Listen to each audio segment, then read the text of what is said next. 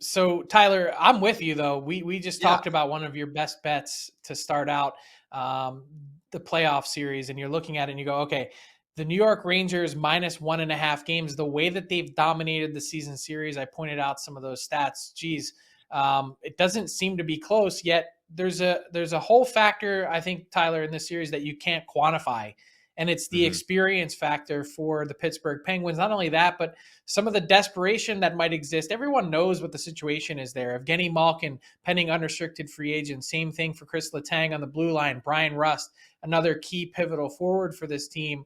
And no one knows, are all of these guys going to be back? Some of these guys, none of these guys. And so this sort of feels like the last dance, the last hurrah for a Pittsburgh Penguins core that has been together, the same trio, Crosby, Malkin, Letang, for an NHL record 17 seasons, and has experienced a ton of success, 3 Stanley Cups, 4 Stanley Cup final appearances. What do they have left in the tank? And my answer is doesn't seem to be a whole lot when you look at the way this regular season wrapped up.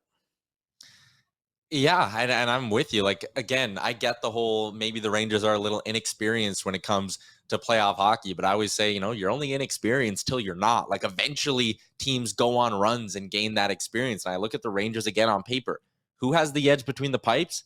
It's the team with the Vezina Trophy winner on them. Who has the edge on the blue line? Okay, well, I think if you can have Adam Fox and Jacob Trouba playing, 80-90% of the game for you at 5-on-5, you're probably in a pretty good spot there. And then I also look up front where I thought their forward group was good early in the year. And then, Frank, when you look at the moves that Chris Drury made at the deadline, I all of a sudden look at this Rangers forward group and go, they might be one of the deepest in the Eastern Conference.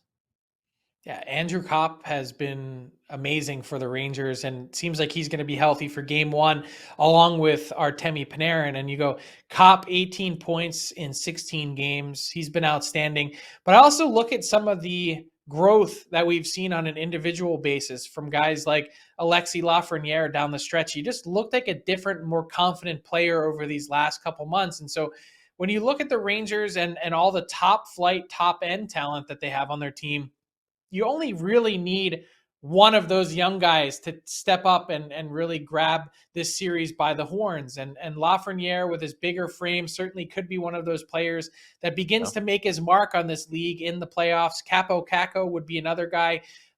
They've had a lot of different positive bright spots for this Ranger team this year that I think really put this team in a spot to be a sneaky pick to go to the Eastern Conference Final and maybe hit the ground running in the playoffs and go a little bit deeper than anyone had possibly expected. Maybe even the Rangers themselves, as they've gotten the Gerard Gallant bump this year.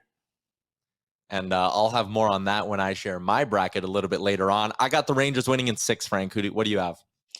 Yeah, I've got the Rangers in 5. I think there's a chance that this could be a sweep. I don't, as we've pointed out, the statistical models and everything else point this to being a really close, even series. I just don't see it that way on paper. I don't see it that way from an intangible perspective.